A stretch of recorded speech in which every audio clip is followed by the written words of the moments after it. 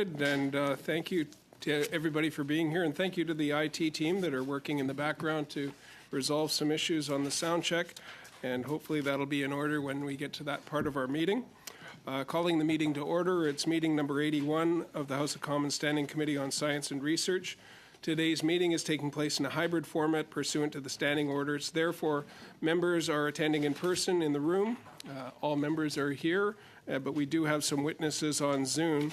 For those on Zoom, speaking the official language of your choice, you can choose floor, English, or French at the bottom of your screen. If we do lose interpretation or sound quality, please let me know immediately, and we will suspend while we restore interpretation. For members participating in person, we'll have our normal meeting, recognizing you before you speak, and those in the room, your mic will be controlled as normal by the Proceedings and Verification Officer.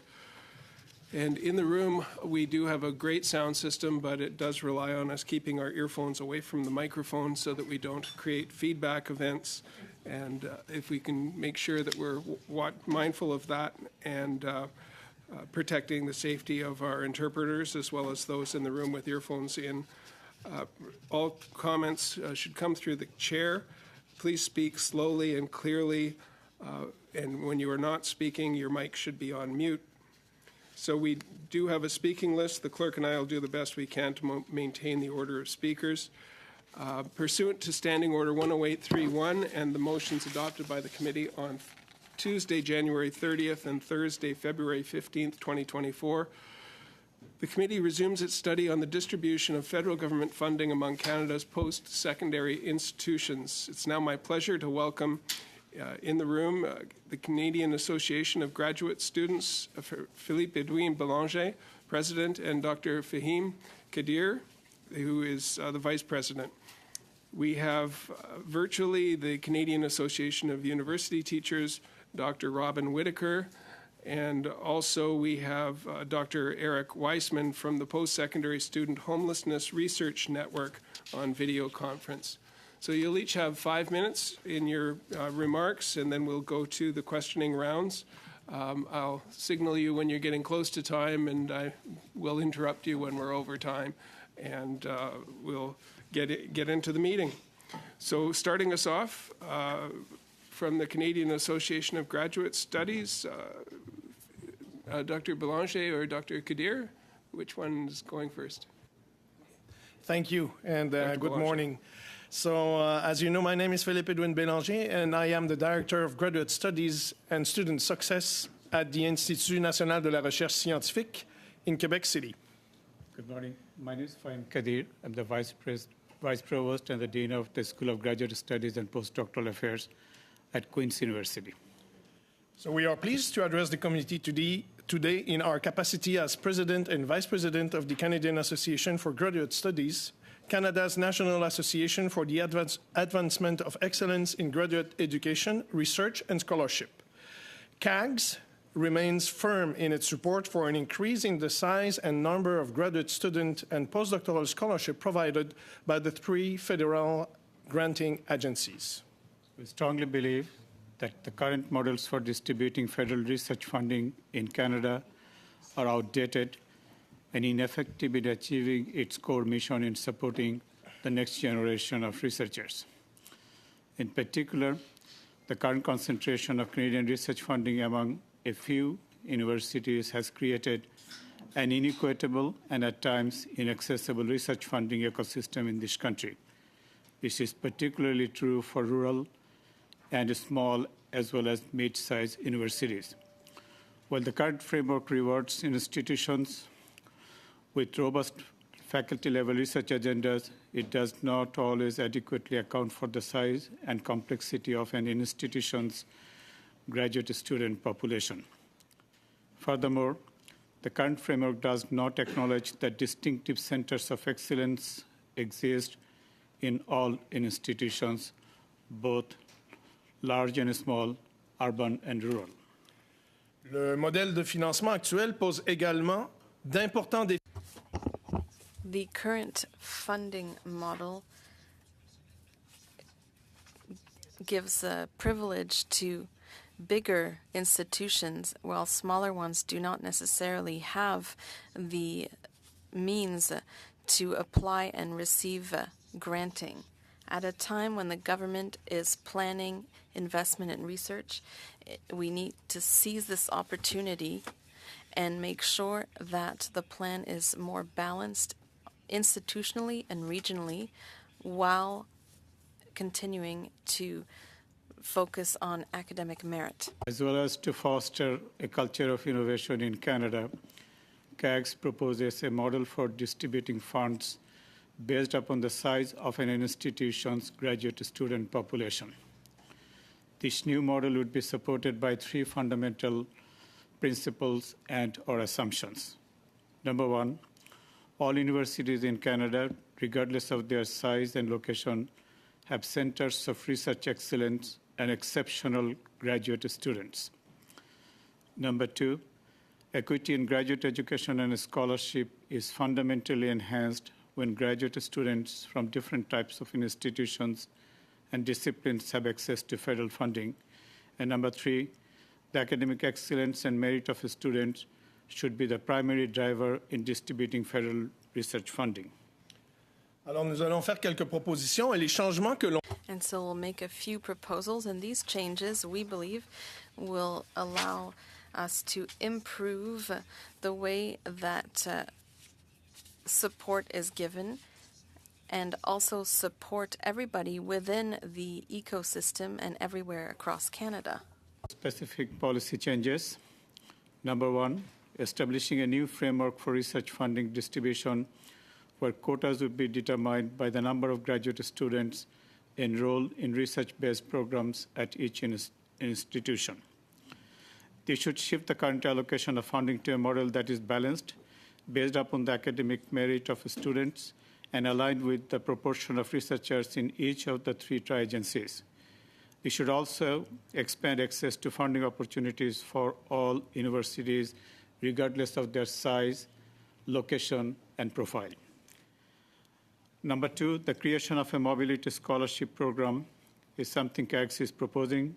They should provide funding to graduate students and postdoctoral scholars to pursue part of their research programs and studies outside of their own institution. They should be similar to the European Commission's Erasmus program, and CAGS would like the tri-agencies to evaluate the introduction of a Canadian Erasmus program to encourage intra-provincial and inter-provincial student and postdoctoral mobility.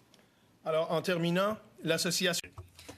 To finish, CAGS and many other stakeholders in the higher education community believe that a more equitable model for distributing federal research funding would better serve the interests of our great universities, their students, and researchers and Canadian society as a whole. Thank you for your attention, and we're ready to answer your questions. For your excellent presentation. Now we'll move to Dr. Eric Weissman from the Post-Secondary Student Homelessness Research Network. Dr. Weissman for 5 minutes. Thank you. Greetings. I want to thank the committee for inviting me as a representative of the Post-Secondary Student Homelessness Research Network. I also like to add, in response to my colleagues, I actually was a CAGS recipient of the Distinguished Dissertation Award in 2014, so thank you. I'm an associate professor at UMB in St. John. I'm known as a lived experience scholar.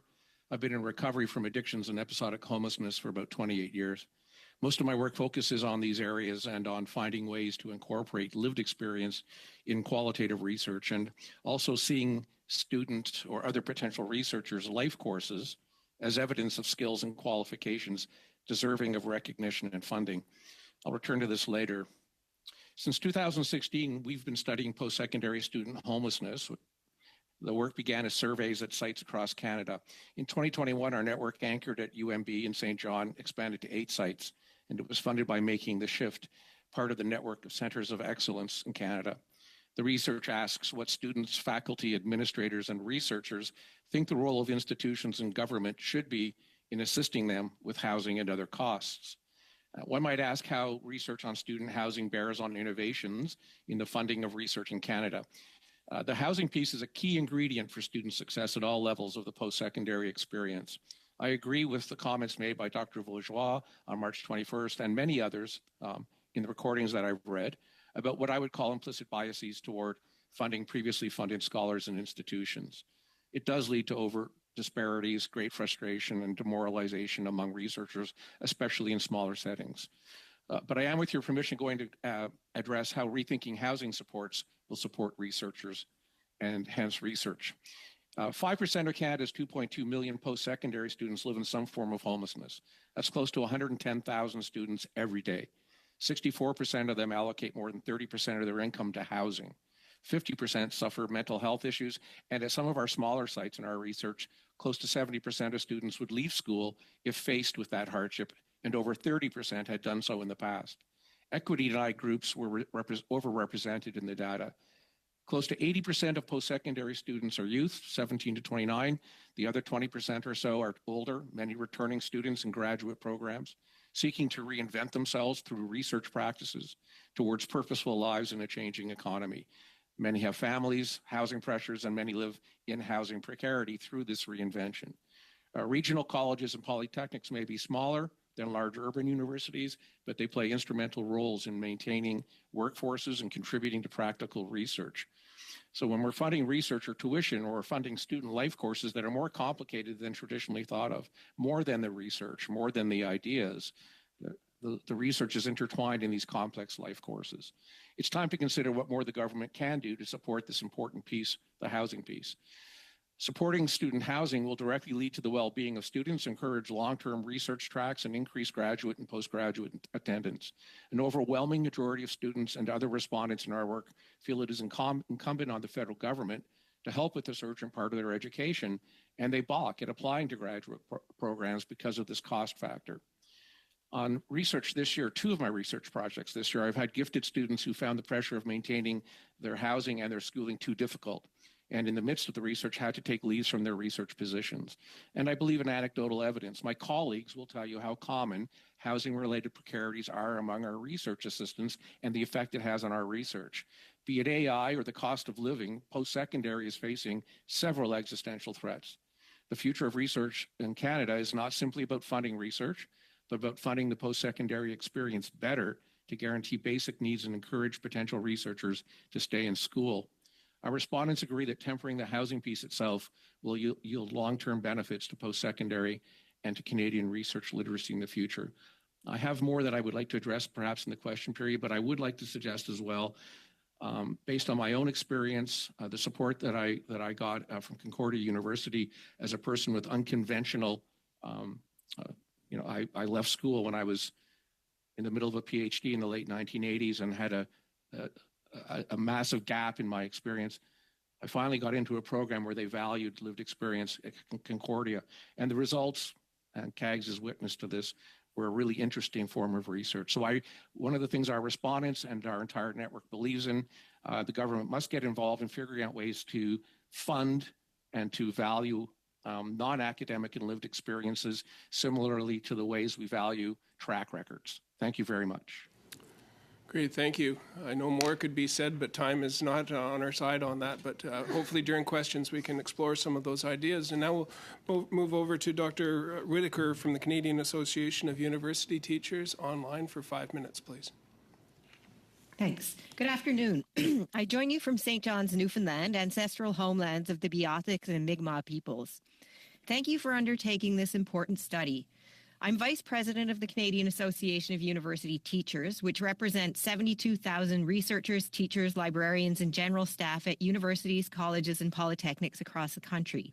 I'm also a professor at Memorial University, a comprehensive research university.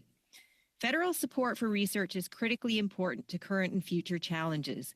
Over time, we've seen changes to what the federal government funds, who it funds, and on what basis. What that history tells us about how to distribute federal research funds to ensure the greatest benefits for Canadians can be summarized as follows. First, we need to ensure adequate support for basic research. Second, programs must be inclusive of all disciplines and researchers. And third, the integrity and independence of research and funding decisions must be respected. Fundamental science or basic research is the foundation of knowledge and innovation. It may not have specific applications built into its design, but history shows that most important discoveries are grounded in basic research driven by a quest for knowledge. Fundamental research has led to such unanticipated innovation as X-rays, nylon, Teflon, GPS technology, informatics, superconductivity, medical imaging, and mRNA vaccines. In short, applied and mission-driven research cannot thrive if fundamental research is struggling. The advisory panel on federal support for fundamental science suggested at minimum a 3-to-1 distribution of investments in research between basic and applied. Some experts suggest the ratio should be closer to 4-to-1 if we're to reap the best rewards for society. As the most recent advisory panel on the Federal Research Support System stated, fundamental investigator-initiated research is the cornerstone of the research endeavor and must be supported at internationally competitive levels. The panel called for, as a first step, an increase of at least 10% annually for 5 years to the Council's total base budgets for their core grant programming. This increase would benefit researchers across Canada at all kinds of institutions. If we look at the New Frontier Fund for Interdisciplinary Research, the success rate, the number of applications to awards, is only 23%. For CIHR, it's 18%. For NSERC and SSHRC, 58 and 54% respectively. Notably, applications are down at SSHRC by 33% in the last decade, contributing to a somewhat misleading 29% rise in success. We know from members that many grant applications are approved on merit, but go unfunded due to insufficient funds. Unfunded research means good ideas left unexplored, ideas that would contribute to our collective knowledge and know-how. This unfunded research also means lost support and training for graduate students. Increases to scholarships and fellowships and to research grants, which support 2 out of 3 grad students, will particularly benefit small and medium institutions with fewer resources to fund talent. In addition to inadequate funding levels, system fairness would be enhanced by a better balanced allocation of funds across the Tri-Council. The majority of Canadian researchers work in the social sciences and humanities, yet SSHRC receives only about 1/5 of federal research funding. Fairness would be enhanced, too, by renewing the funds for the Dimensions program launched by the Tri-Council in 2018 and overseen by NSERC. This program supported participating institutions in breaking down barriers. Its end in 2023 will disproportionately impact smaller institutions which have less resources to advance equity, diversity, and inclusion. Addressing administrative barriers, such as a common CV, will further assist in the fair distribution of funds, most benefiting small to medium institutions with less internal support for researchers.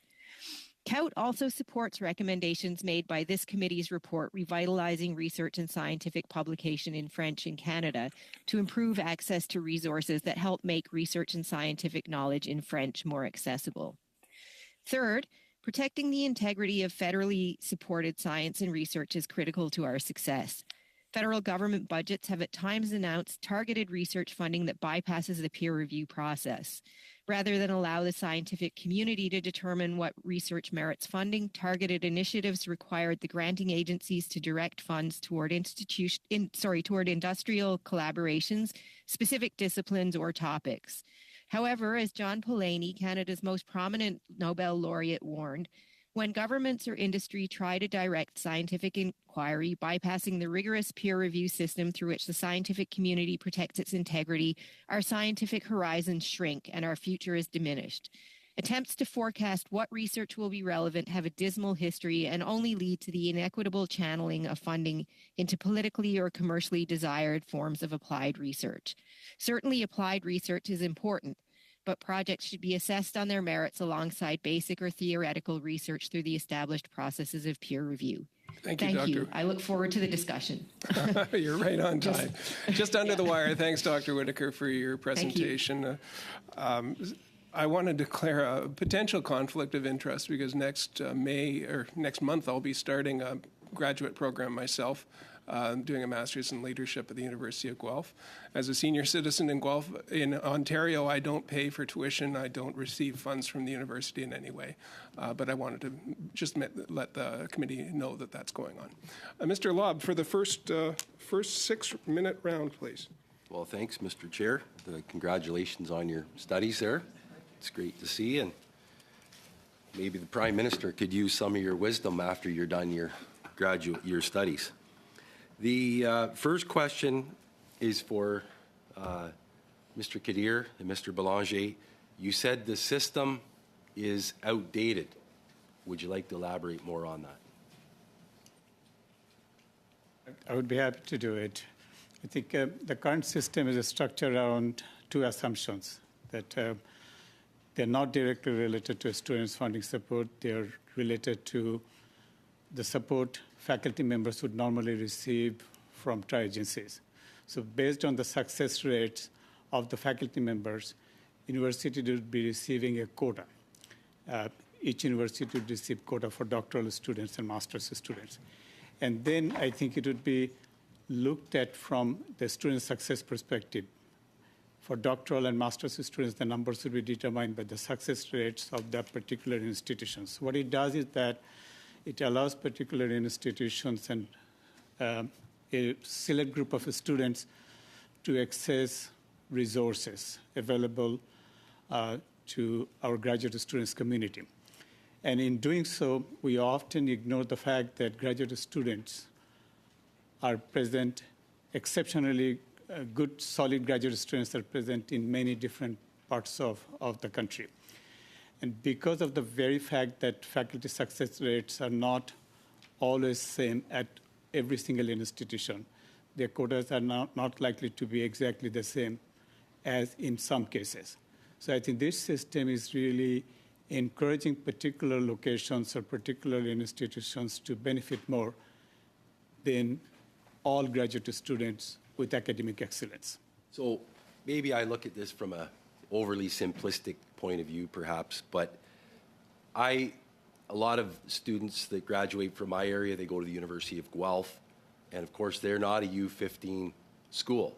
And I'm not putting words into people's mouths that have appeared here before, but they kind of allude to the fact that, well, you know, schools like the University of Toronto, which is a fine university, they have such a great infrastructure that they should get more because they can handle the grants and the funding.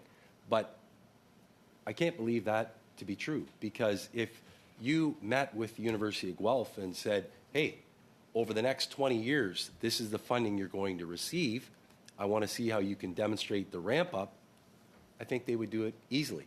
And if I look at the economy in Ontario, and especially in southern Ontario, it's very, very, very dominated by agriculture. And it would only enhance the agriculture's success, new varieties, pest resistant, everything else. I'd probably see a great advancement for humanity. Do you have any thoughts on that? I can also say two things. I think if you look at it from a graduate student's perspective, there are numerous different reasons why a graduate student would not really want to move from the town or the place where they are currently situated. They have public caregiving responsibility, family responsibility, and other financial responsibility. Even if they have the excellence, they may not necessarily be able to move to another institution and be part of a vibrant culture of research. The question is, how do you recognize those talents and continue to support their success stories? I think the current system, unfortunately, is not doing it, and I tend to think we have myths about locations and places.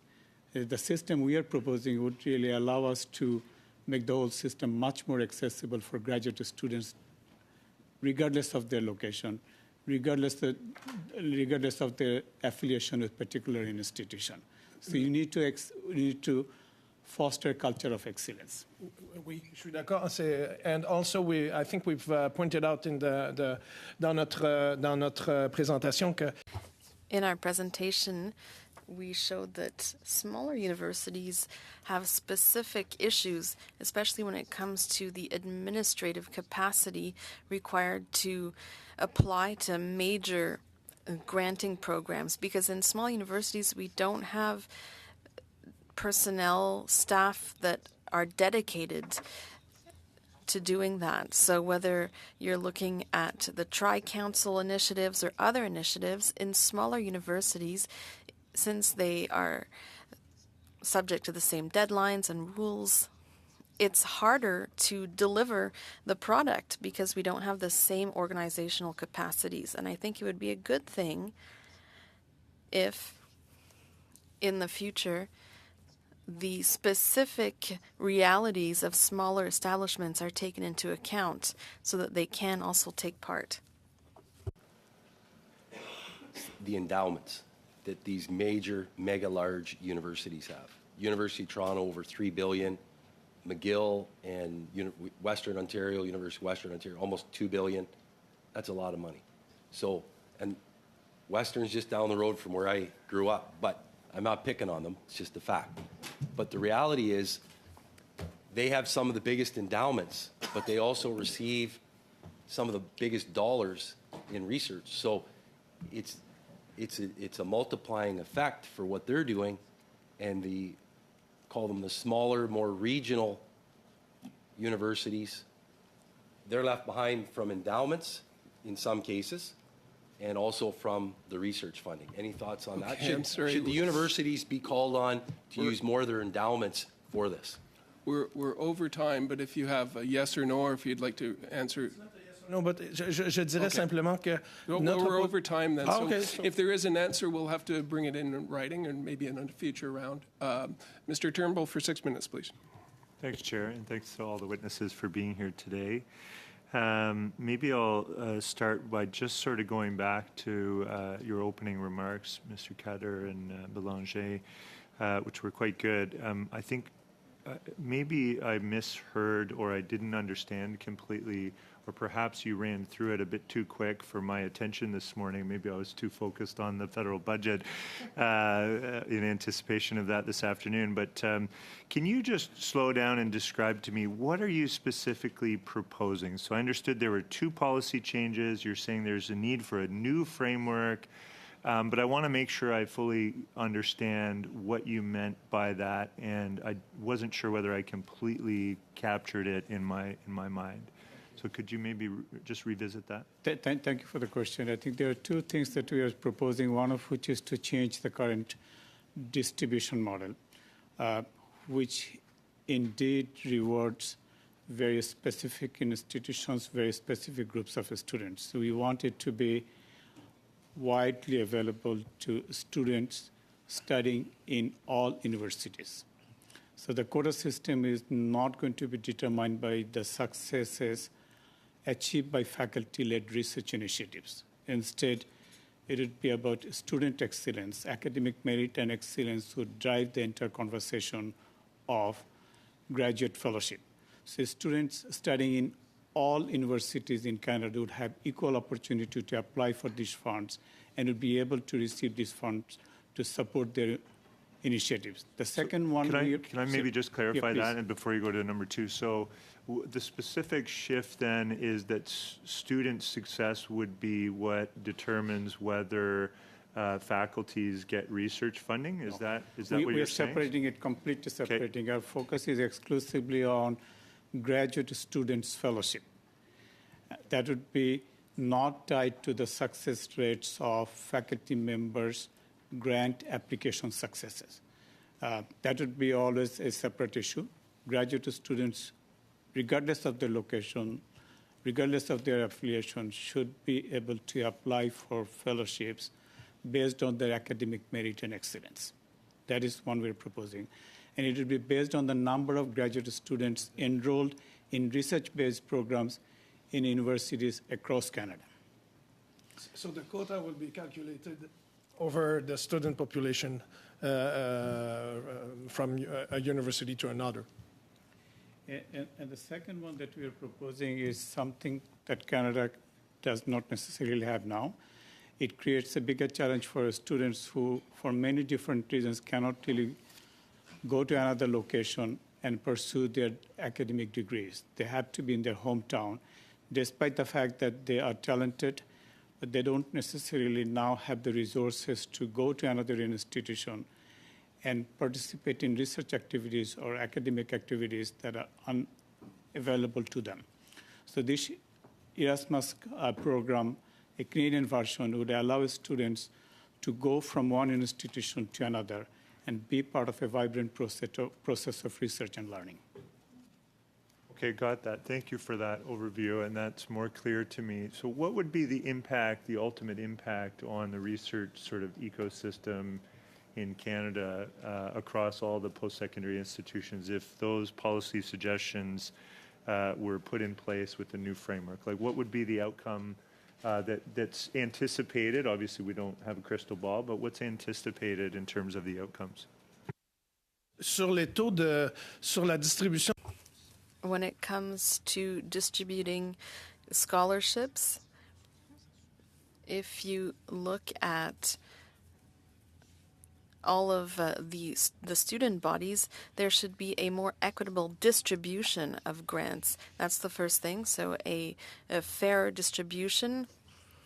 And the second issue is allowing more mobility within Canada so that more students can have an experience in post-secondary education in integrating mobility within their actual scholarship. If you look at Europe, there's an Erasmus program which allows students to travel, and that is beneficial to research also because research is done in collaboration. So if there was a kind of Canadian Erasmus that allowed student mobility within the country, I think it would be a plus for our student population. Graduate education is always about recruiting talent. It has always been. And this particular program, the policy changes we're proposing would really help us nurture a culture of skills and talent. And especially in the current context where we are witnessing significant skills gap, this proposals would help us address that issue. And the second thing, the competitive age, the Canadian economy that needs to be built and supported.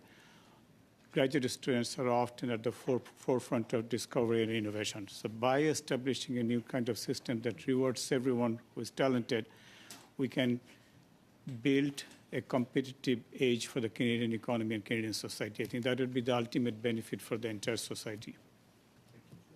Thank you very much. Over to Monsieur Blanchet-Chocat for 6 minutes. Merci, Monsieur le Président. Je salue les témoins.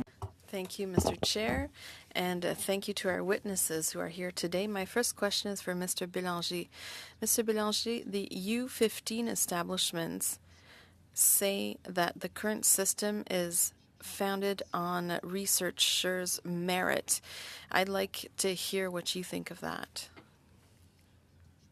Well, I think Canada established a system for assessing research that is certainly of a high caliber, but that could be improved.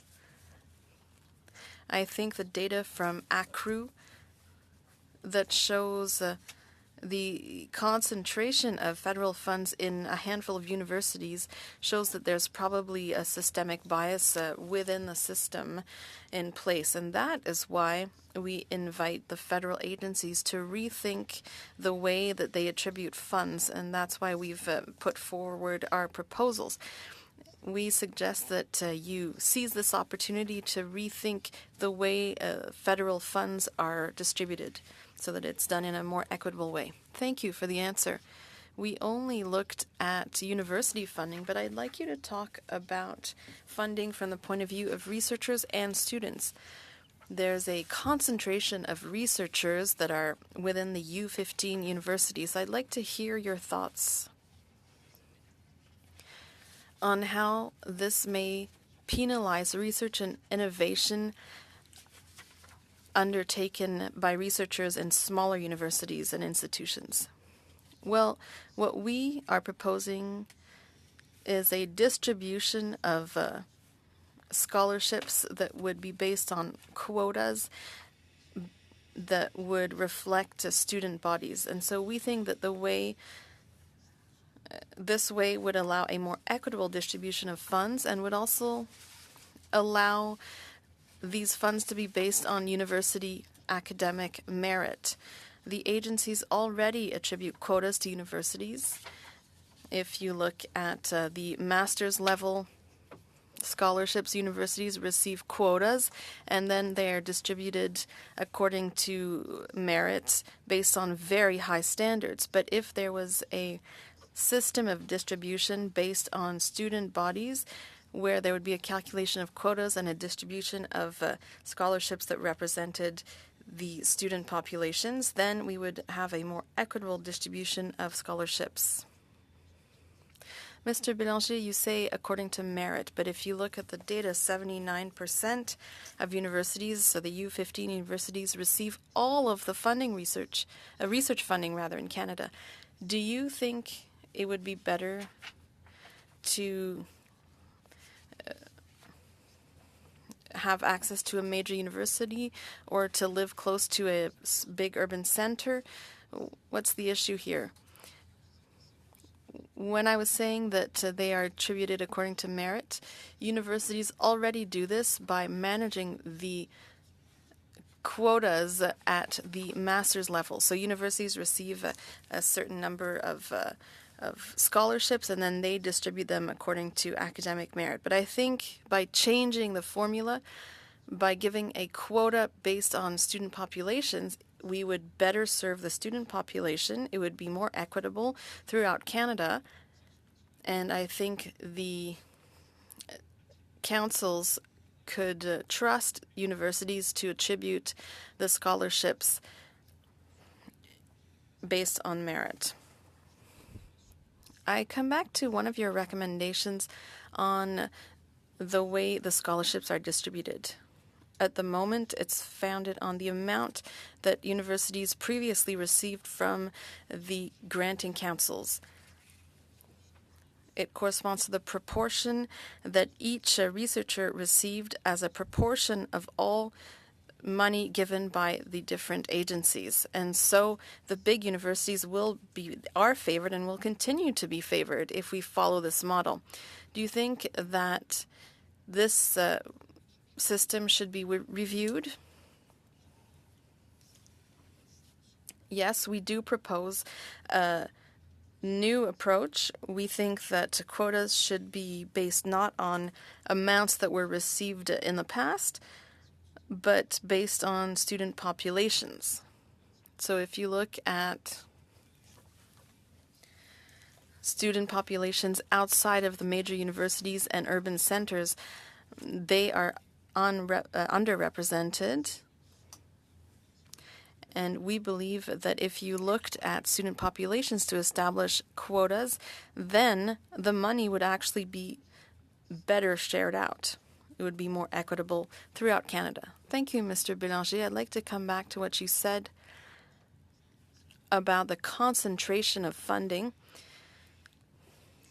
Major universities said that they are able to collaborate with smaller and medium-sized universities, but in my opinion, that's not enough. In other words, they're saying that they are able to give a tiny slice of their pie to little universities or medium-sized universities. So what do you think about that? You mentioned the fact that smaller institutions have very small resources when it comes to staff who are able to apply to the grants. I have time to answer? Thank you. Yes, as I was saying, the staff in smaller institutions has a hard time responding to various granting programs because they are not dedicated only to that task.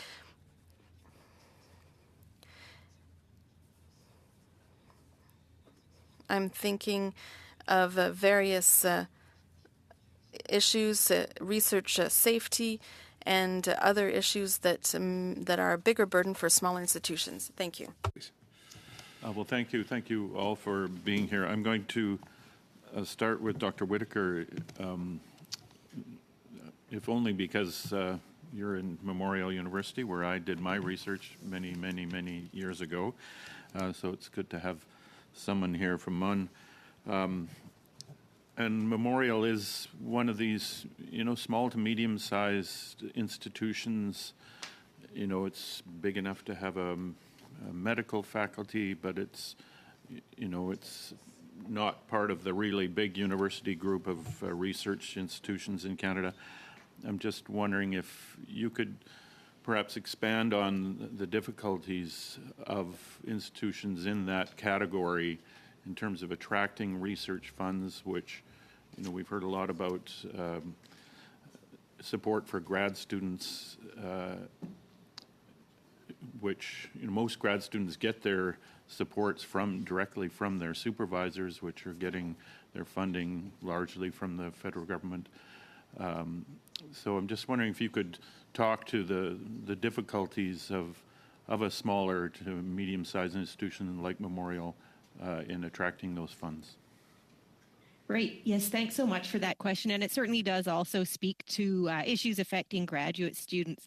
I mean, I think this points to a couple of issues. One is, you know, we need to think about a larger number of a larger amount of funding available across the board. I think it's not helpful to set this up as a kind of, you know, competition between different institutions. We're looking at finding ways for the entire system to thrive.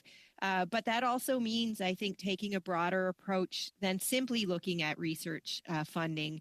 We need to look at the foundation as well. There are challenges in terms of, as I mentioned in my opening remarks, the administrative burden that often faces researchers at some institutions where there aren't as many supports on site. And so this, you know, both affects the ability to apply for research and also the ability to make the best use we can of research funds, you know, when we get them. So I think it's time, you know, that we had a broad national conversation about the best way to support post-secondary education and research across the board. And that certainly includes the availability of research funding, which will, you know, benefit graduate students, both in terms of fellowships and scholarships and also in terms of training opportunities.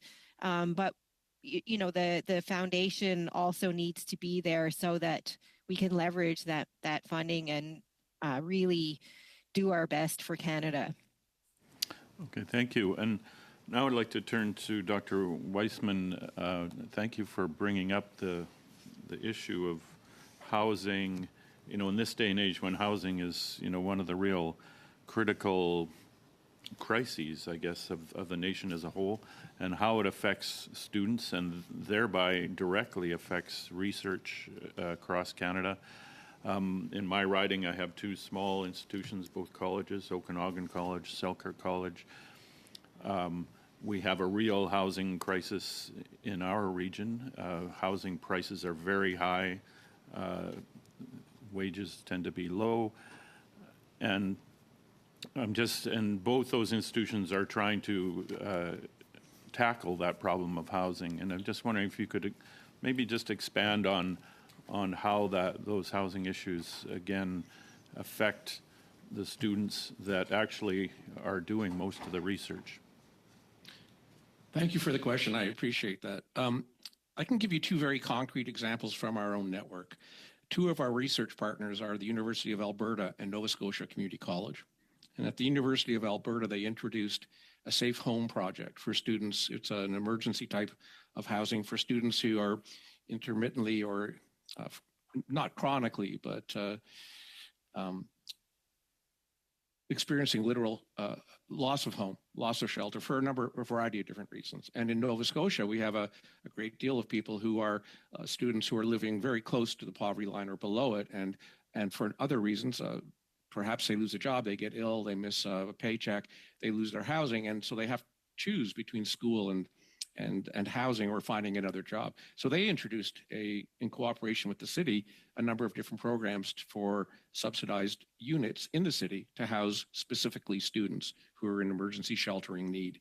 And as a result, they've serviced dozens of students over the last several years who have been able to stay in school and maintain their research tracks, finish their degrees, and go on to their graduate degrees. In my own work, so I've taught in 5 provinces and 2 states.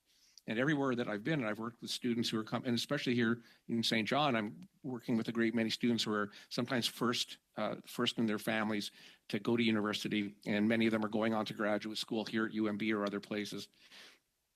And we have a very high poverty rate here. We have an accepted narrative that it's okay to suffer through school. And so you have people who have been reinventing themselves or who see their housing precarity as not a great issue. And then they get into graduate school and they're working incredible hours and they're trying to work, and then something has to go. They can't lose their housing. In our research, 70% of students said they would leave if they faced homelessness. And that is what's happening across the board. Great. Thank you. It's good to get the numbers in there. And now for our 5-minute round to Michelle Rampel-Garner to start us off. Thank you, Chair. I'll start with Dr. Weissman. I'm really struck by your comments on the student experience as it correlates to housing. This is something I think we're all very aware of. I'm wondering if one of the recommendations that the committee should make, or you would think we should make to the federal government, is that the eligibility for federal research funding be tied to some sort of aspect of the rental housing index, like rental availability within a certain region, or which could be modified by purpose-built housing for student accommodations.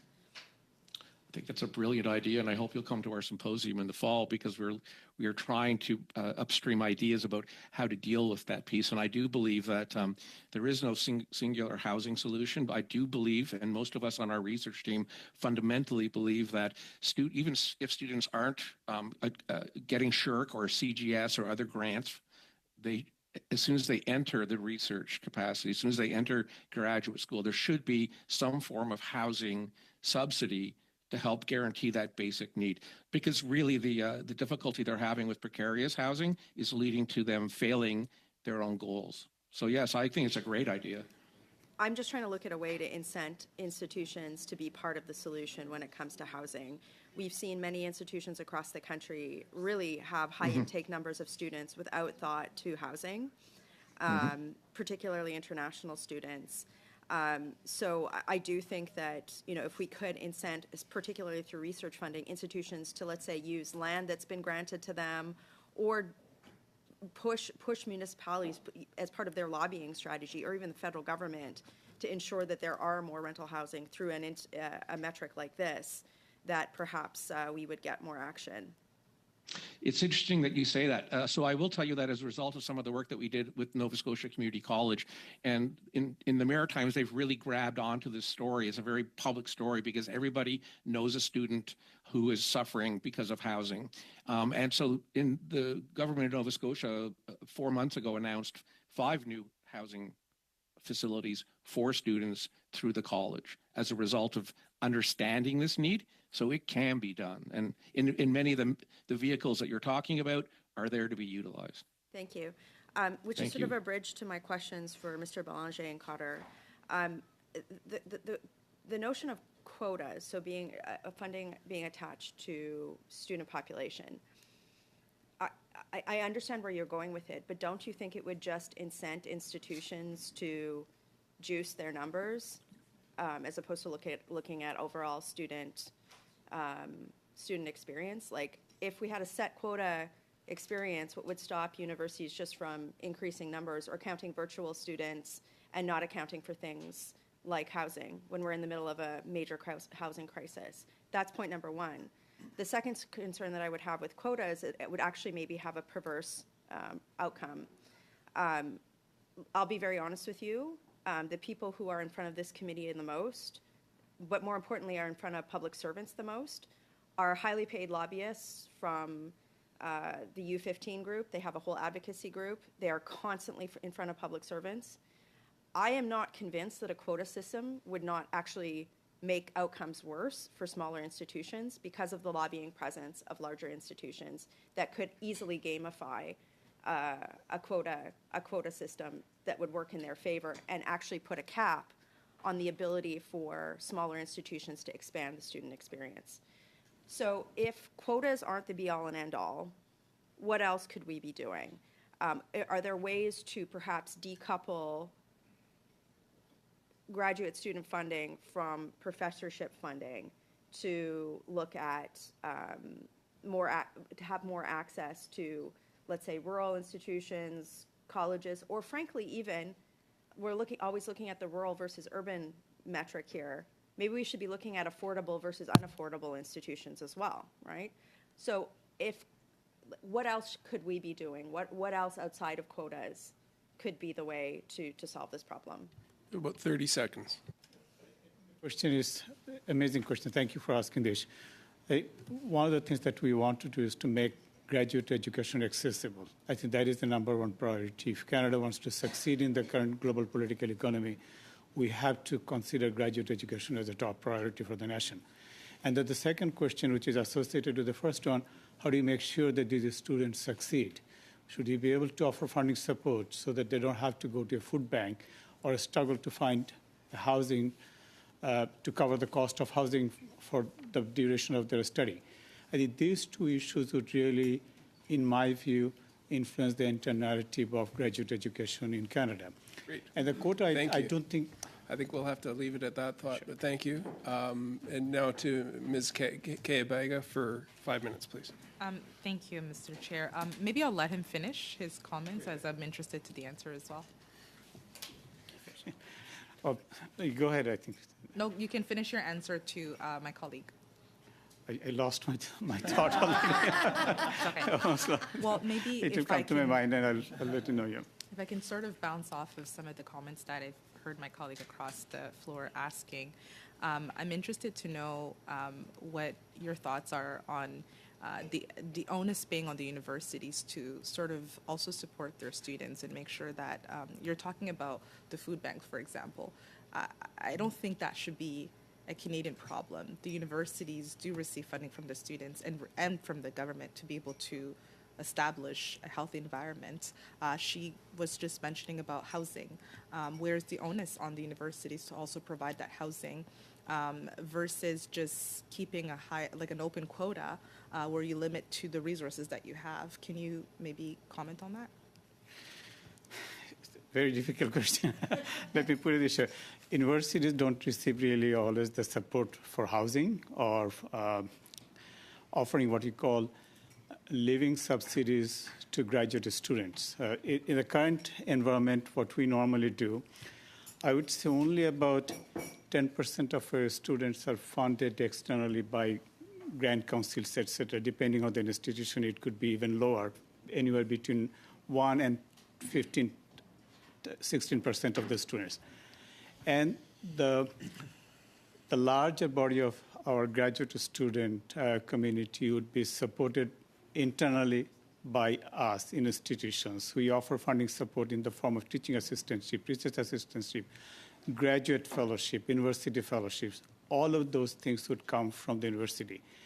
I have been in graduate education for the last 18 years, and what I have been witnessing in the last few years, maybe 3 or 4 years, would be almost unparalleled to anything I have ever witnessed in my entire 18 years of graduate administration.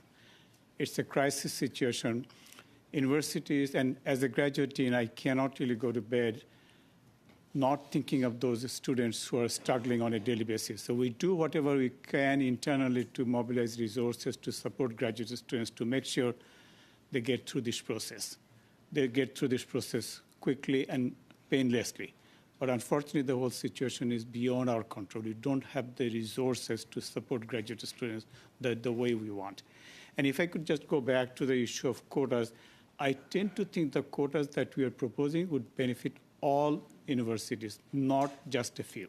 Every single university with a graduate population would receive a number of scholarships dedicated entirely to their own students.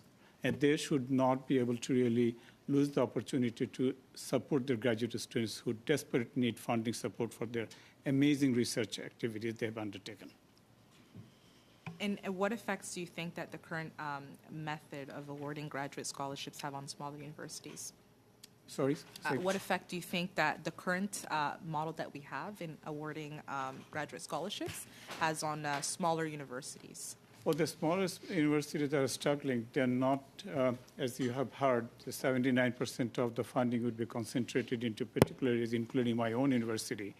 But if you are to think of something more beneficial for a large number of graduate students studying in all universities in Canada, so we have to step outside of the current funding model to see how could we support those students who are struggling to receive funding support despite the fact that they are academically bright, very talented.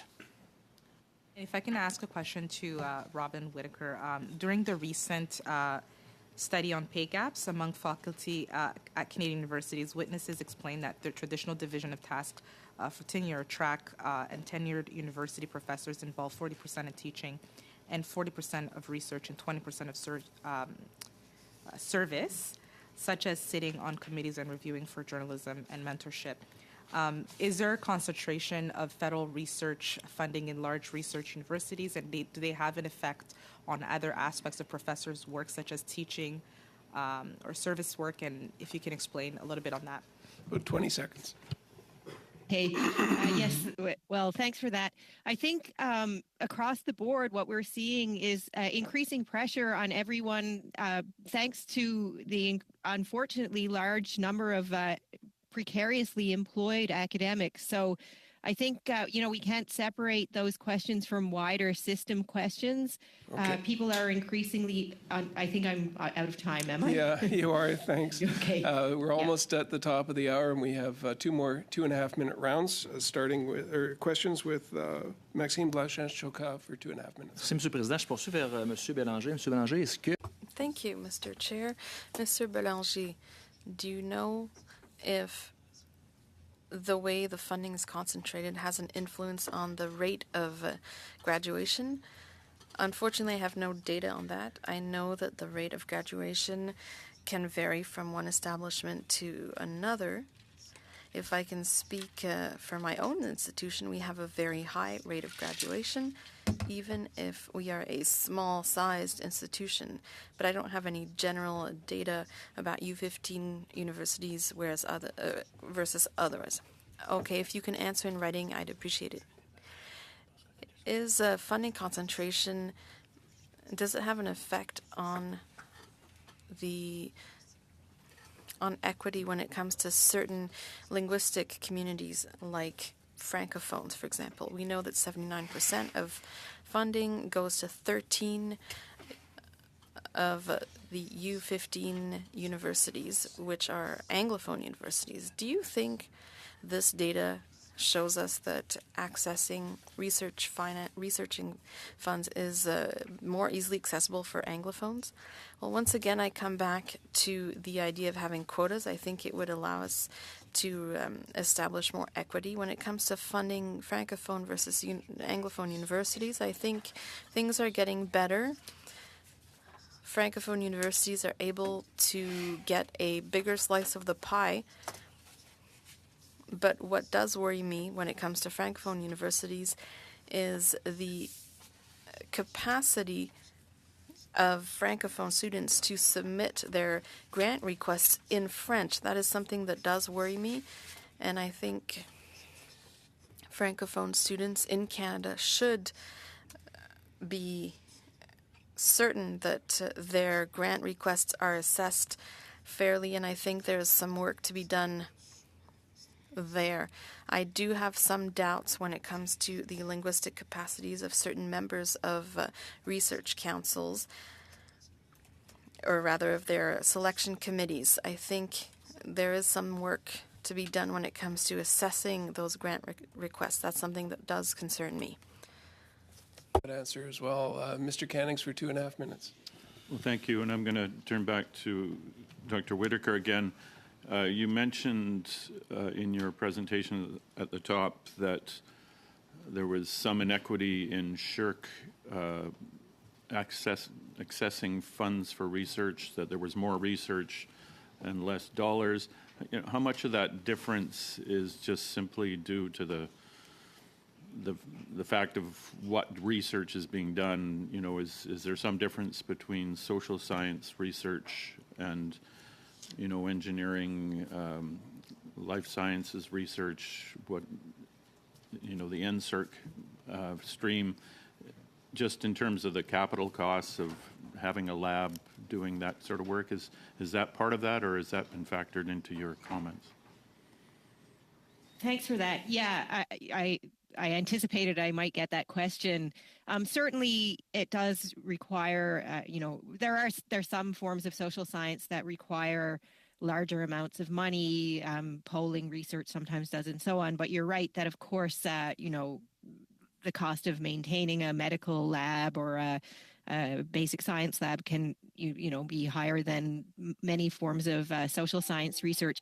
I don't think we're necessarily talking about an exact balance, but just a kind of a rebalancing with a view to increasing and making access more equitable across the board. You know, about 60% of researchers in Canada are in SSHRC disciplines. So the fact that only a fifth of the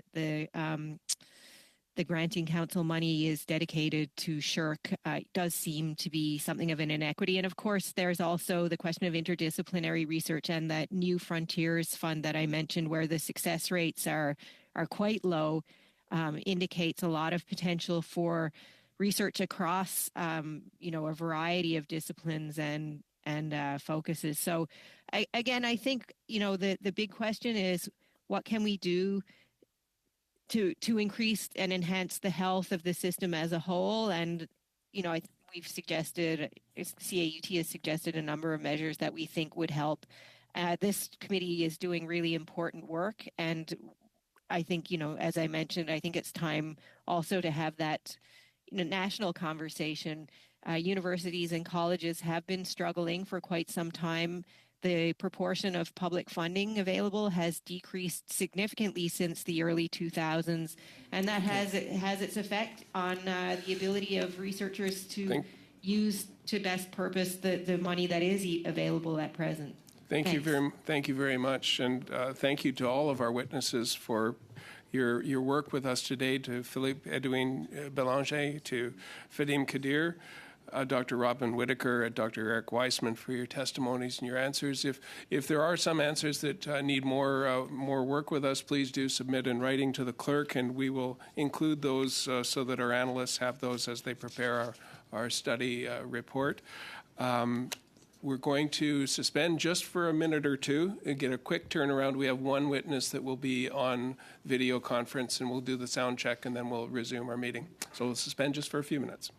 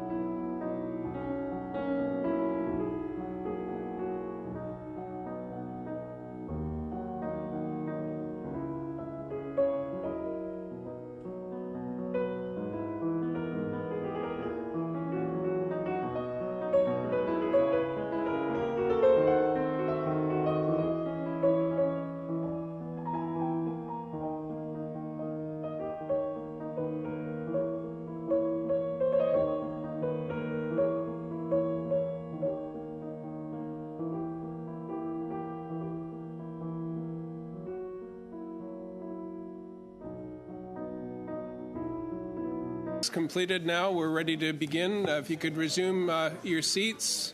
Welcome back. Pursuant to Standing Order 10831 and the motions adopted by the committee on Tuesday, January 30th and Thursday, February 15th, 2024. The committee resumes its study on the distribution of federal government funding among Canada's post-secondary institutions. And it's my pleasure to welcome and thank our witnesses for coming this morning. First, we have Olds College of Agriculture and Technology, Dr. Ben Cecil, President and CEO. Some great work in Olds right now, and I'm looking forward to your testimony. The University of Guelph does a lot of similar work.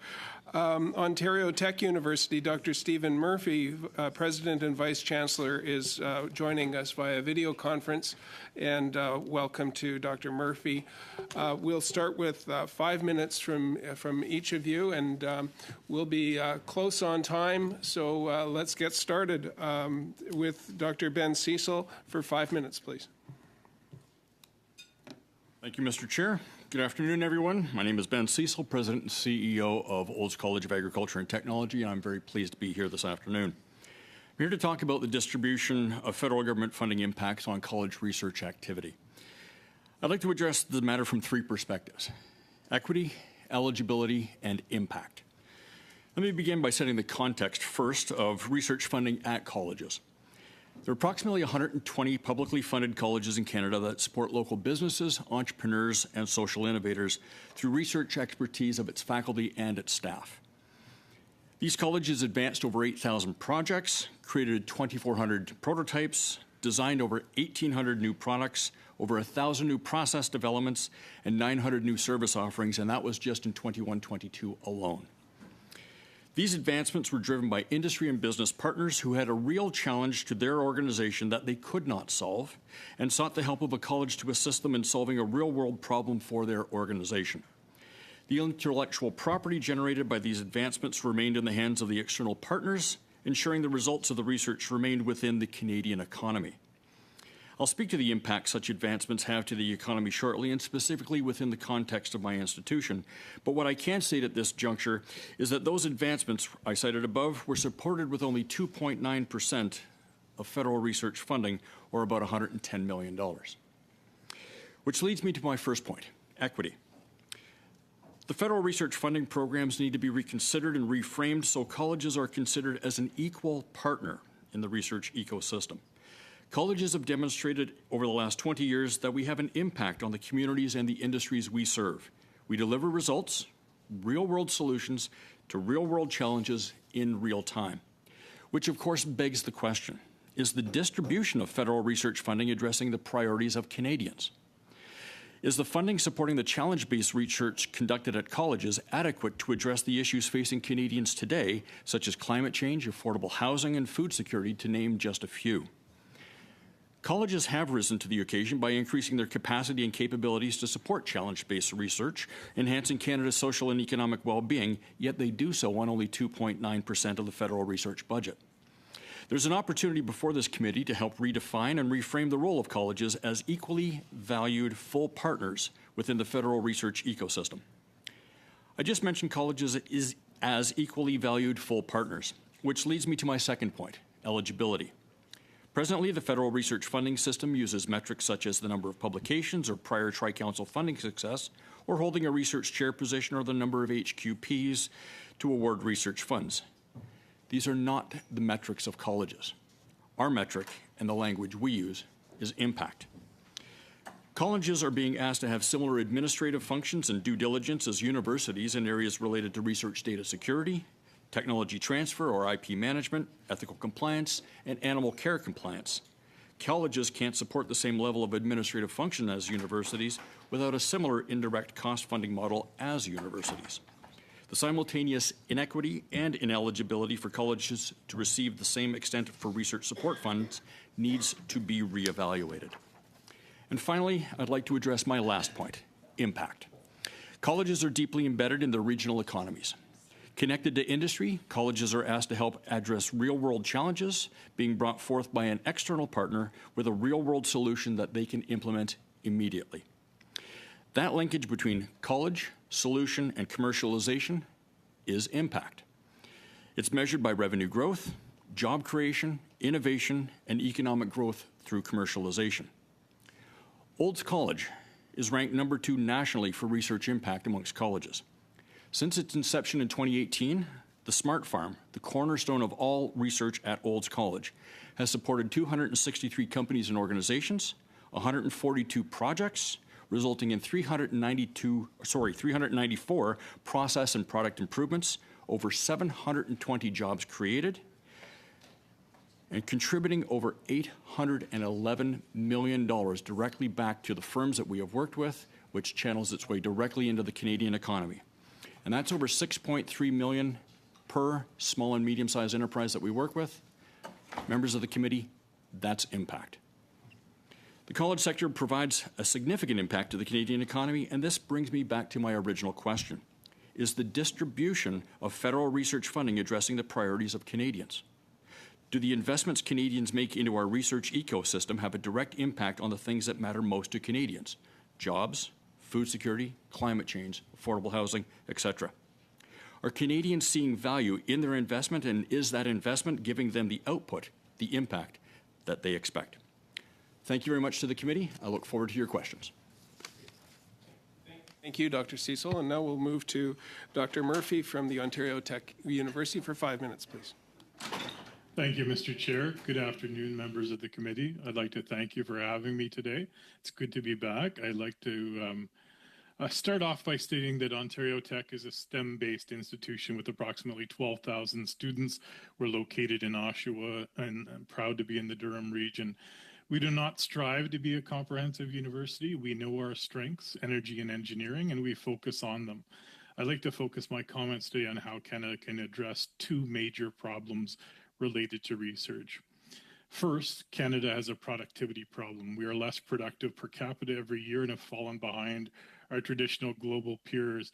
As we know, at the heart of the productivity problem, the Government of Canada invested $3.42 billion in research in 21-22, but compared to our global peers, Canada has fallen way behind. In 21, Canada invested just 1.7% of GDP in R&D, as compared to the US at 3.5, Japan at 3.3, Germany at 3.1, the list goes on. Academic research and development is a major driver of Canadian innovation and economic growth. Universities conduct more than 40% of Canada's total R&D, producing over $55 billion annually in economic activity and supporting 680,000 direct and indirect jobs in communities of all sizes, including the Durham region. When it comes to research funding, however, Canada is falling well behind our peers who have made significant new investments to support advanced research training. At Ontario Tech, we're recognized internationally for our research strength, and our impressive reputational trajectory continues upwards with a fresh distinction as Canada's Research of the University of the Year in 23. In fact, Research InfoSource recently reported its 5-year University Spotlight, highlighting a key number of research areas of growth, which I think are germane to our conversation today. We're ranked number 1 in Canada in cross-sector collaboration publications percentage growth. So that talks about the importance of collaboration in research. We're ranked number 2 in Canada in corporate research income percentage growth, which means that we are working with corporate entities to solve practical real-world problems. And we're ranked number 2 in Canada in international collaboration publication percentages growth, which means that we're solving research dilemmas that are facing the globe. With total university research income now surpassing $23 million annually and growing to about 8% every year, Ontario Tech boasts strong growth in not-for-profit research income, international government research income, and international collaboration. A recent international survey ranked us as a top 3 engineering school, and we're extremely proud of that. We're leaders in R&D. Now, the R&D problem, we have not seen productivity growth in an awfully long time, and over the past 4 decades, we've slipped significantly compared to other countries. The Bank of Canada argues that 3 elements contribute to stronger productivity. They are capital intensity, labor composition, and multi-factor productivity. All 3 of these point to the importance of the job market and being highly trained in fields like AI that will change the productivity needle. Ontario Tech is well positioned to respond to this labor market demand, and it's through programs in computer science, engineering, business IT, business analytics, and artificial intelligence, where we have really well-established research programs where we're going to be able to graduate our labor needs to counter the productivity problems you need to have that cutting-edge research and ideas that take shape in our students' minds and blossom as they enter the workforce.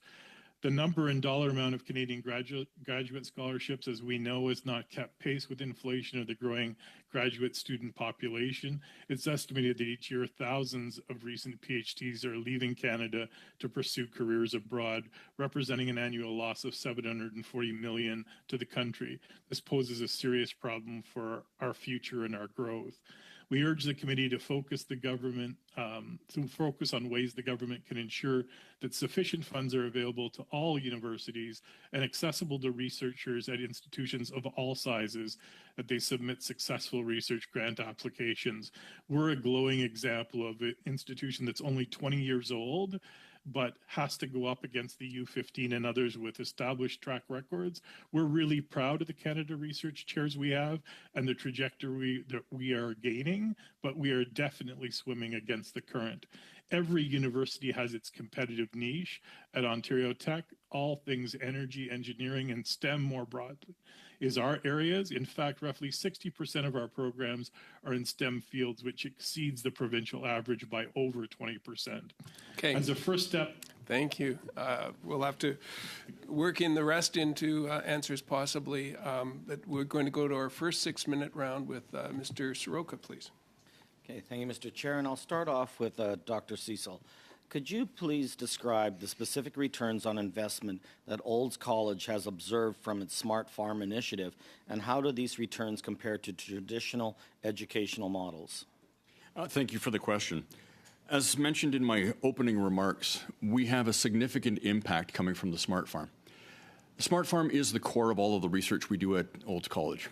Our focus is agriculture, always has been and always will be.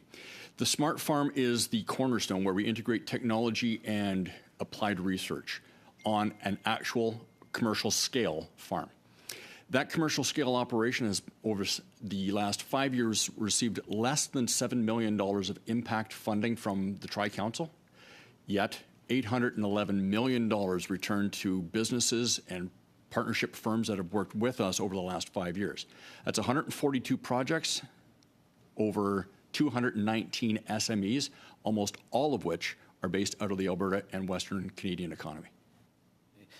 With programs like the college's brewery, greenhouse, and butcher shop, how does Olds College measure the success of these programs in terms of student employability and skill development? And what feedback have you received from industry regarding the readiness of graduates from these programs?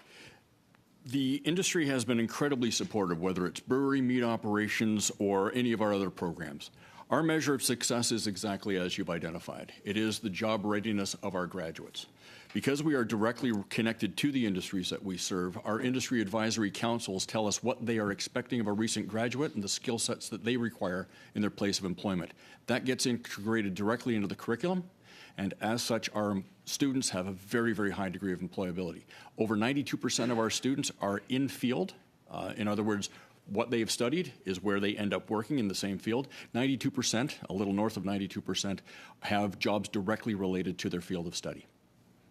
So looking forward, what are new areas of applied research that Olds College is planning to explore, and how will these areas align with the evolving needs of the agricultural industry and technology advancements? Some of the challenges we face in agriculture are part of what is known as the Grand Global Challenge. How do we continue to feed more people on less land with fewer negative impacts of commercialized agriculture? How do we minimize our carbon footprint, at the same time maintain yields on a continually decreasing scale of operation? That scale of operation at the individual farm level increases, but globally the landmass is decreasing. That challenge results in greater integration of technologies. Therefore, we have programs on technology integration in agriculture. For our students now, because we are the School of Agriculture and Technology, the integration of the two is absolutely fundamental to understanding the future of ag. Case in point, the newest John Deere combine has more onboard computers than the shuttlecraft. 32 onboard computers on a modern combine, it basically drives itself. But it doesn't service itself, so it needs to have the technical supports in order so that the farmer, the producer, can actually have the services needed to continue to produce at the scale that literally feeds the world. Yeah, I know there's quite an involvement of technology. I had a John Deere combine many years ago, and it drove itself at that time. But it's amazing when one ground wire doesn't connect, all the problems it can cause. Exactly. So how do partnerships with industry leaders contribute to Olds College strategic goals, especially concerning applied research and technology development? And can you give examples of how these collaborations have directly benefited students and the agricultural sector? Absolutely. The partnerships we have with industry are foundational to the work that we do. While we have had an impact of hundreds of millions of dollars on the regional economy and the national economy, almost all of that support has come directly from industry. Our research profile, while supported a little bit by the Tri-Council, is primarily supported by industry itself. We have a direct connection to them because they have problems that they look to us to simply solve. And in the context of our world, we can't wait for a PhD student to turn out a paper that has a result after 4 years. We need solutions in season. And in season for us is a very quick turnaround. The partnerships that we have help us continue to advance research, whether it is studying carbon sequestration, nitrogen fixation, groundwater support, clean air and clean water, soil productivity, the list goes on and on. What impact does that have for our students? We have over 60 students directly connected to research at the college. They are employed by the firms and by the college itself to support research in those firms. But in a curricular perspective, the relationships that we have with our industry partners allow us to receive equipment on a regular basis as donations. And every 4 weeks, those donations and equipment gets turned over in our labs so that the students are working on the latest and greatest technology that they will literally see in the field upon the graduation. That partnership, without those partnerships, we could not do what we do at the college. On any given day, in our trades and skilled trades facilities, we have between $7.5 and $8 million of equipment on loan on any given day. Without our industry partners, we do not have the funding to make that a sustainable operation for the college. Just at time. Science on the farm would be a very interesting topic. I'd love to go into that one. But Dr. Jasek, let's stay on topic for this morning. 6 minutes on this study, please. Thank you, Chair, and thank you to both witnesses for excellent presentations. I'm going to start with Dr. Murphy. I'm not sure if you were able to join us for the first hour, but we did receive what was to me a very persuasive presentation by the Canadian Association for Graduate Studies. And they talked about a method of redistributing funds to universities that was based on the number of graduate students, as well as a criterion of academic excellence to be involved somehow in this redistribution formula. I was wondering, Dr. Murphy, how you felt about that proposal, if you think it has merit over the current system. Yes, thank you very much for the question. I think that we're absolutely talking about the right thing in terms of how do we think about redistribution. Those answers aren't always easy. What I would say, my colleague talks about impact, and I think that that's a really important thing. How do we quantify impact? I would say, for our researchers and our student researchers, their biggest marker is, are they actually having an impact in industry? Are they helping to move the needle? I think that we've got to move beyond traditional metrics around publications, et cetera, to include the extent to which our technologies and our IP is getting translated into actual industry productions. So all that to say that I believe that we need to come up with a different system that would allow for smaller and medium-sized universities to get a larger size of the pie, because certainly we have areas of specialization that the U15 do not. I'm not sure that the proposals I heard today, based simply on graduate student numbers, will bring us to where the desired outcomes. Thank you. I'm wondering if you've had any experience with the Discovery Grant application process that is administered, I guess, by NSERC. We received a briefing note from the U15 which described this particular process. It seems very lengthy, very comprehensive, perhaps. It seems to take a year for applications to be processed. Do you have any comment on that process? I always say UOIT, but Ontario Tech University. Have you had experience with that particular process, and do you see it as something that is working for you? Can it be improved in any particular way? Yes, thanks for the question. Yes, we obviously our strongest area is in NSERC funding, so have a lot of experience with Discovery, as we do with SSHRC funding and CIHR. What I would say is that there's a commonality among the three. That our researchers would all comment that they spend far too much time filling in forms, redoing their CVs to a common CV standard than they do with their research. I think to the extent that the discovery process is perhaps slightly more onerous than others, it gets a bad rap. I think that the lessons to be learned are, let's try to reduce the bureaucratic red tape around applications, especially in the forms that require to be filled out. No one's asking us to skimp on the ideas and the science that we're putting forward. But in terms of the actual forms and working through the bureaucratic red tape, I think those are the elements that we see in Discovery and in the other granting agencies, to be fair, that need to be seriously reduced. Thank you very much for that. It certainly struck me as being excessively bureaucratic. Dr. Cecil, you talked obviously about equity impact and the need for more funding, the type of work that colleges do. And I have Seneca College in my riding, and I'm a great fan of the work of colleges.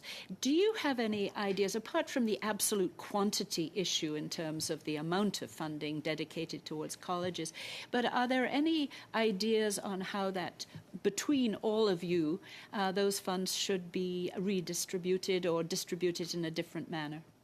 Thank you for the question, and it is an intractable one that we have been dealing with since our inception into research about 20, 25 years ago.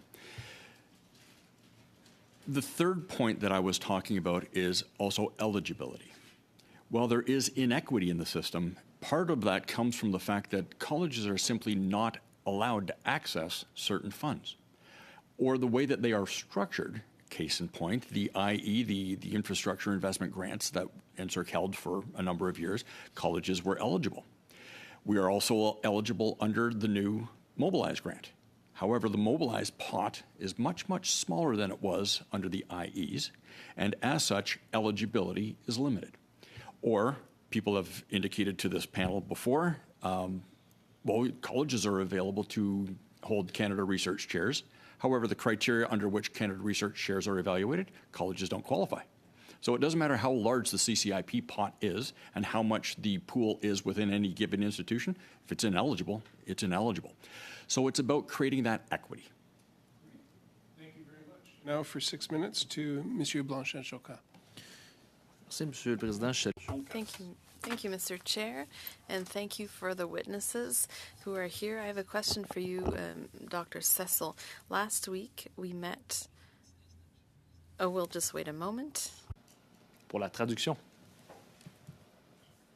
I've paused your time.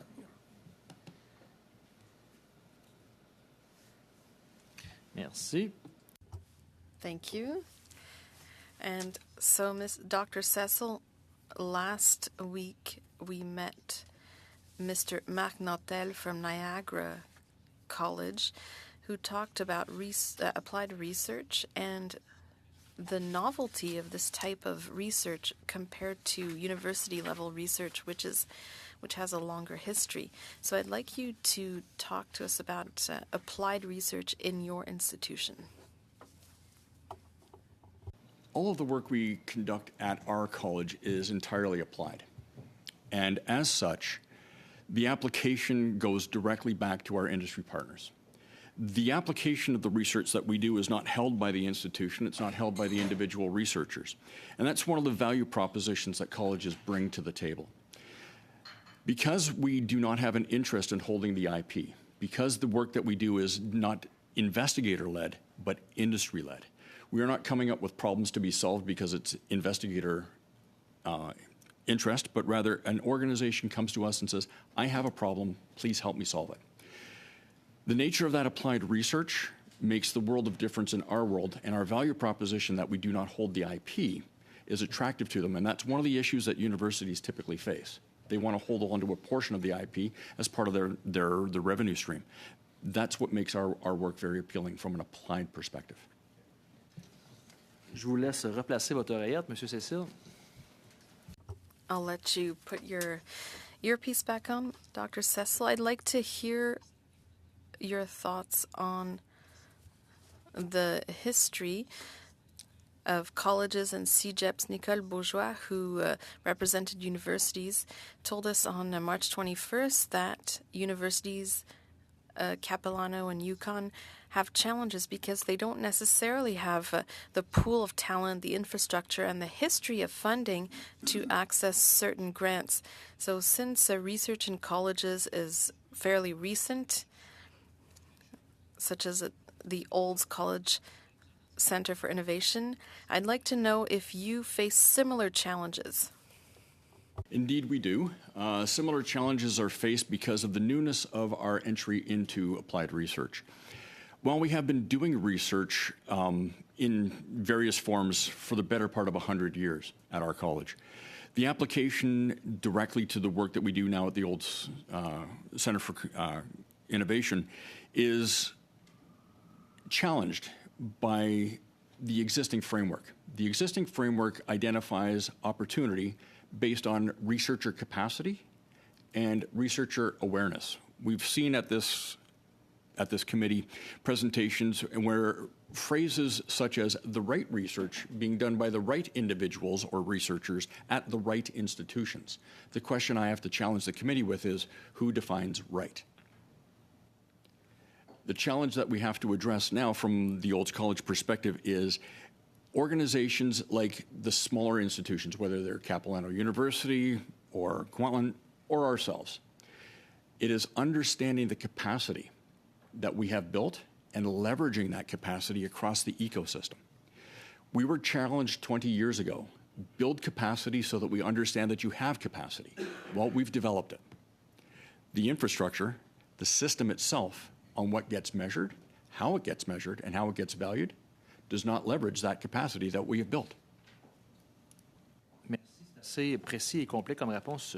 J'aimerais vous entendre.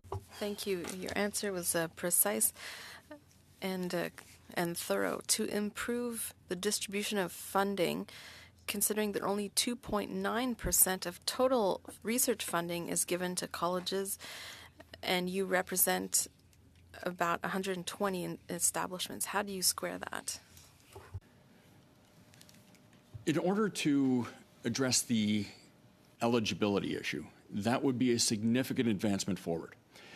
Allowing colleges the opportunity to actually lead research opportunities. Case in point, a lot of research today has the partnership, the major partnership and collaboration grants, with universities being the lead, and quite frankly, and for this committee and your deliberations, colleges are very often seen as simply a checkbox to be achieved in order for the university to get the grant. We have a lot more to bring to the table. And in fact, given the applied nature of the research that we do, industry very often approaches us first, and then we're finding a university partner. Can the committee and the federal funding model rethink the relationship so that colleges can be the lead and the university is the partner? Because it's the colleges that have been approached by industry to solve a real problem, not an investigator-led problem. So that would be a very practical solution. concrètement, M. Cecil, est-ce que vous... In concrete terms, do you suggest funding programs specifically for colleges and CEGEPs to allow you to access adequate funding? Very briefly. As I would very much love to see a pot that is dedicated just to colleges, I think a rebalanced and reframed system that takes a systems approach, the entire ecosystem, to leverage the infrastructure that Canadians have invested into colleges and universities, I think is an equitable solution. Great, thank you. And now for 6 minutes, Mr. Cannings. Well, thank you. I'm going to start with Dr. Murphy. You mentioned in your statement at the start about how Canada is not, I guess, putting in its share of research dollars when compared with other countries around the world. We're falling behind a lot of our major competitors and partners in the world in that regard. And I just had a science policy person from the UK in my office yesterday, and he commented on that. I'm just wondering how smaller institutions like yours, more focused on applied research, how should the federal government up its game in this regard that would help rebalance how institutions such as yours can do the work that we really need researchers to do in this country? Thank you for the question. I think that maybe I'll illustrate it with an example. At our university, because of our location and our history, we're extremely strong in the nuclear energy space. And so one of the areas that we all know is experiencing a renaissance is nuclear power, whether it be small modular reactors or baseload plants. And so in order to advance Canada and the world, you need organizations like ours that has the only undergraduate program in nuclear engineering, followed by master's and doctoral programs in nuclear engineering. So we need that kind of specialized talent to be able to move research from the lab into what are SMRs that don't yet exist. It's a really great example of how the federal government needs to invest in a technology so that we can have proof of concept here in Canada through CANDU technology or other technologies of SMRs indeed working in the field in Canada, and then, begin to sell those assets abroad, which I've also been involved in terms of initial talk. So when we talk about our competitiveness on the world stage, it all comes back to how seriously are we taking research that will drive industries that will drive international trade, areas where we can be leaders in terms of our Canadian presence and our footprint today, not areas that we want to aspire to be, which I would say are also very important in this discussion, but areas we already lead in that we don't leverage effectively. And I think it's in those areas where federal investments can help the ecosystem to move even more quickly. And you also mentioned the situation with grad student funding in Canada, which hasn't kept pace with inflation, hasn't been upped in over 20 years. In fact, we're hoping for some good news on that in the budget later today. But most grad students don't get their funding through that program, although a significant number do. They get it directly from the principal investigators. And I'm just wondering how that situation plays out in a small institution like yours, and how we can help graduate students get the funding they need through increased research grants to smaller institutions. Yeah, absolutely. And you're quite right that at our institution, we've got about 16% of our grad students are federally funded, which is actually a fairly high number in comparison to peers. And it points to the real importance of funding our research and of course, our professors, because, as I'm sure you've heard many times over, our professors are the ones who help with the university to provide RA-ships, TA-ships, but even more importantly, to provide opportunities and scholarships through their grants to be able to attract these people. So it's only when we combine federal scholarships with potentially provincial scholarships that are fading in number with institutional offers that are pulled from faculty's grants accounts that we can be competitive. And as those grant accounts diminish in real dollars over time, it makes our ability to attract students and keep them in Canada significantly decreased. Okay, 1 minute left. I'll turn to Dr. Cecil then, and we've heard at other times in this committee how the funding models for colleges don't really match the reality of the different sort of research you do, when you react to a company coming to you saying we've got a problem and you want to access research funds, but there's an intake that you just missed. And so you said, you're dealing with agriculture, things have to grow at a certain time of year. Is there specific ways that those funding opportunities for you can be altered so that it makes more sense for colleges and technical institutes? Fantastic understanding of the issue. The challenge we will be faced with, and this will be one of the serious deliberations for this committee to consider, is in the reimagining of all federal research funding, is there the opportunity to create an open pool that is allocated to a college or a university that allows them to be opportunistic, that allows them to address to an immediate and an emergent issue?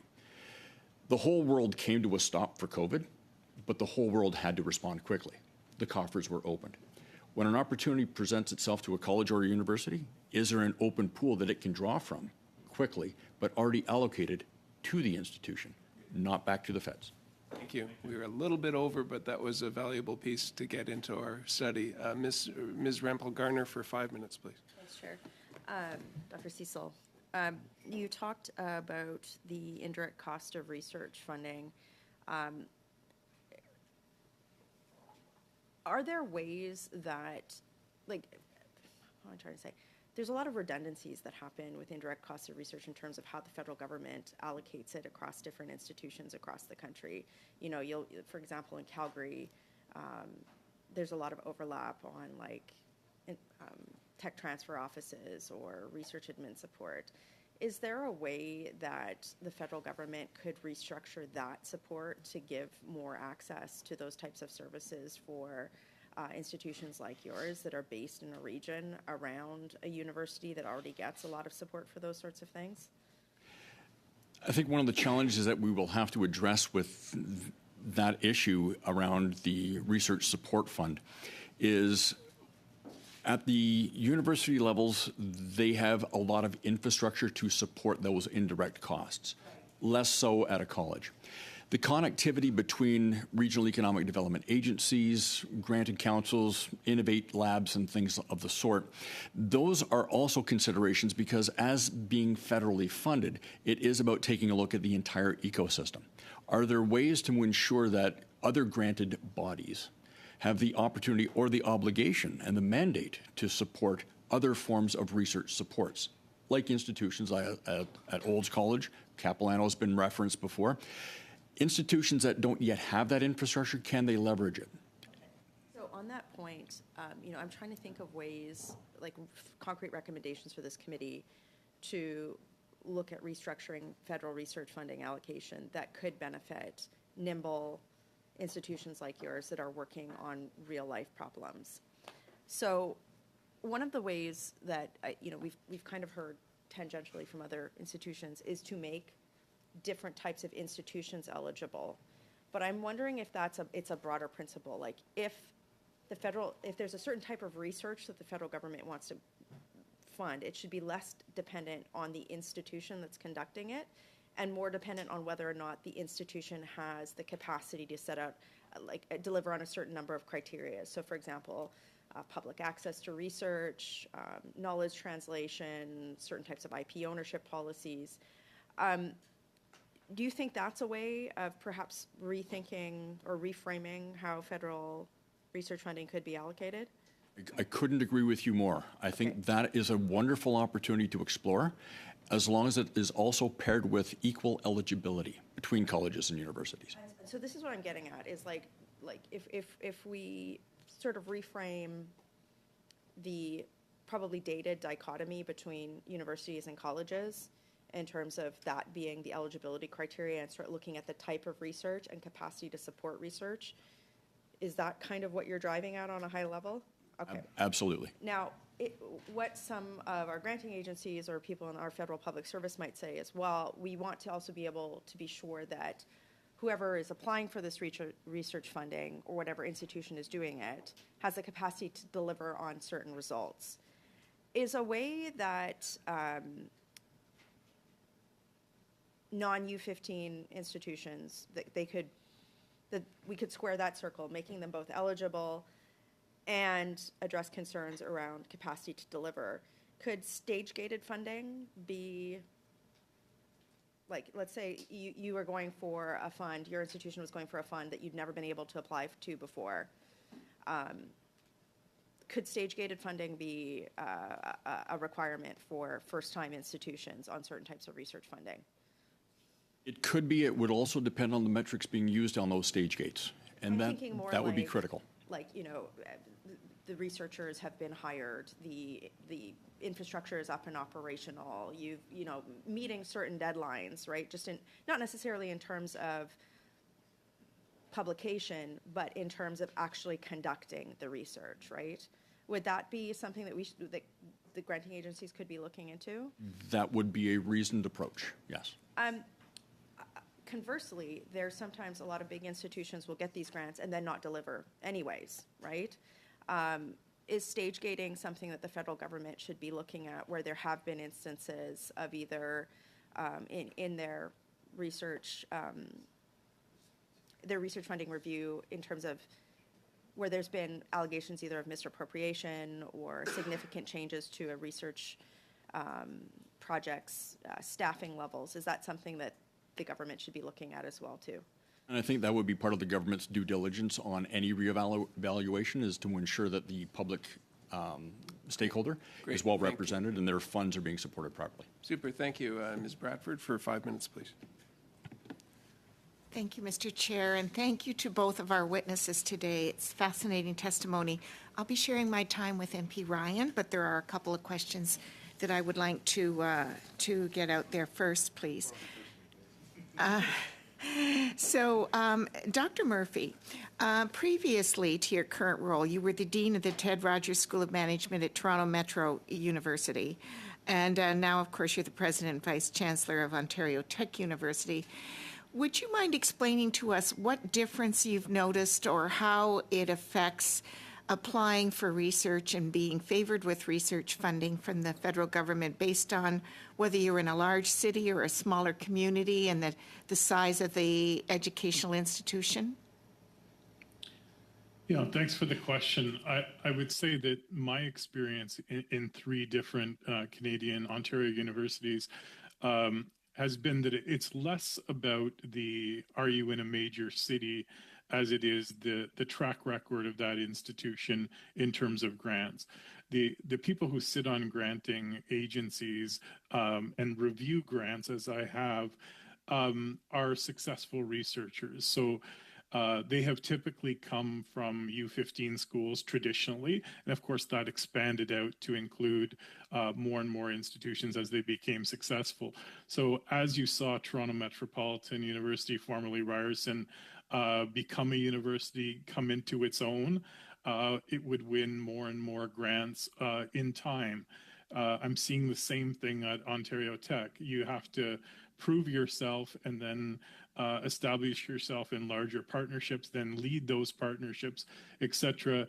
It's a long process to get to the top, and it's not always the most efficient process. It's not always to speak to Michelle Rempel-Garner's question, it's not always based on the merits of who can do the work most effectively as who's traditionally done the work. And so I think that it is really important to note that each university has its own niches where it excels in, and to, in my view, to be able to target funding towards those areas where it indeed can perform to its highest capacity. Thank you for that. So now for my last question before I turn it over to MP Turnbull. I am really, really interested in the wind tunnel, and if this committee had obtained permission to travel and see some of these things, it would have been on my list. But unfortunately, we didn't get to travel. So could you explain to us about the ACE Fluid Mechanics Lab? And you alluded in your opening statement about how much of your research funding comes from the private sector as opposed to the public sector. And I think that is increasingly important. So if you could explain about that facility and how it's funded. I suspect a lot of the auto companies, et cetera, might have been involved in maybe creating it and in utilizing it, and just how that works. Thank you. Absolutely. Thank you for the question. Our ACE wind tunnel facility is one of a kind in the world. It is both geothermal, it is aerodynamic. This is the place where Silicon Valley and the rest of the world comes to test their electric vehicles, to test their autonomous vehicles, and to test everything from bicycles through to the Canadian ski team. So this is as applied as research gets. This is where we see engineering colliding with human factors. This is where we see applied research because, again, we've heard a lot of things that are outdated nomers in the testimony. Universities are as applied today as colleges are. We are doing work that's at the cutting edge of where electric vehicles are going. One of the big issues with electric vehicles, because you take out the noise from an engine that we're all used to hearing, is when you get an electric vehicle, the wind noise seems incredibly loud. And so one of the areas that we've been working with manufacturers hand in glove in, our students, our researchers all involved, is how do you reduce wind noise in EVs to make it more comfortable in the cabin and for it to be less noisy in there. It's actually a very big issue when it comes to a buy decision. We're also working on autonomous vehicles. We're going to have to call it short, and I'm sorry, Mr. Turnbull, we weren't able to get over to you, but we will go to Mr. Blanchet-Choquette for 2.5 minutes. Merci beaucoup, Monsieur le Président. Thank you, Mr. Chair. I'd like to come back to the concentration of funding, research funding in Canada. So, Dr. Cecil, do you think that it's necessary to stop distinguishing between colleges and the Quebec Centres of Technological Transfer and other colleges where applied research is very important, and focus more on the results that this could lead to for small and medium-sized enterprises and local economies? I would agree entirely with that statement. Leveling the playing field creates equity for the entire ecosystem. And when we take a look at our stakeholders, that is the Canadian population. They're looking to all of us as elected officials and officials inside the government's agencies to be good stewards of the public purse and to ensure that the results that we come up with on their behalf suit their needs. Leveling the playing field between CEGEPs, colleges, universities, creating eligibility and equity across a system so that we take an ecosystem approach will benefit Canadians immensely. To be bold, I believe this committee has an opportunity to make a generational impact on Canada's ability to compete at a global level by taking a very focused look at reimagining the federal funding ecosystem around research. If we were to become a global powerhouse of applied research, research that had its impacts into whether it's electric vehicles, as my esteemed colleague has said, or new forms of feeding the world, this will change the direction of Canadians, or the perception of Canadian research at a global level. And this will have an impact for the entire 21st century. Okay, thank you. It's great to have that type of vision in the room today. Mr. Cannings for 2.5 minutes. Well, thank you. And I'm just going to turn back to Dr. Murphy and ask if you had any comments or answers with regards to the question I asked Dr. Cecil in terms of would it be helpful and useful to have a different, perhaps, funding model for institutes of technology or colleges that are dealing with doing applied research with companies to be more nimble on a time basis, to access grant funds more quickly that fit with the problem at hand? I certainly welcome any model. I understand that we have an innovation ecosystem. I think that colleges have been traditionally underutilized in that ecosystem in terms of what they bring to the table in terms of industry contacts, their abilities to do applied research.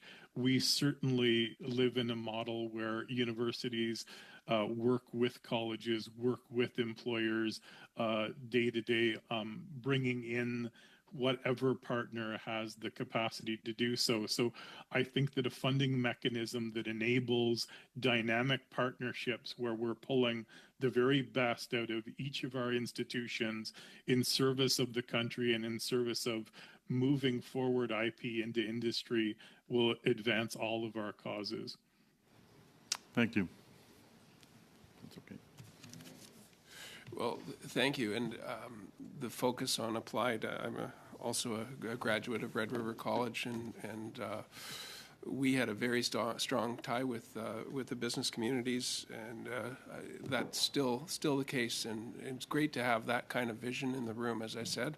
Thank you both for your testimonies, to Dr. Ben Cecil and Dr. Stephen Murphy, for your participation and your thoughts on this study of distribution of federal government funding among Canada's post-secondary institutions.